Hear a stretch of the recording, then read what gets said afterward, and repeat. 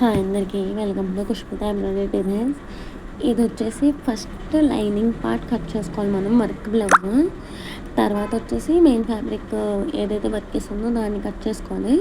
First నేను lining cut చేసుకున్న తర్వాత మెయిన్ ఫ్యాబ్రిక్ని కట్ చేసుకోవాలి. ఎప్పుడైతే మనం డిజైన్ మీద పర్ఫెక్ట్గా వేసుకుని అన్నీ సమానంగా ఉన్నాయా లేదా అని ఒకసారి రీచెక్ చేసుకుని కట్ చేయాలి. ఎందుకంటే మనం లైనింగ్ పైన వేస్తాము, కింద అనేది వర్క్ ఉంటుంది. ఏది సమానంగా వస్తుందో రాదో చూసుకోవాలన్నమాట.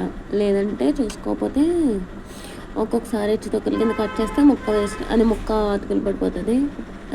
బ్యాక్ సైడ్ కట్ చేస్తాను, ఇదేమో హ్యాండ్స్ కట్ చేస్తాను. హ్యాండ్స్కి అయితే ఖచ్చితంగా జాయింట్స్ పడతాయి దీనికి.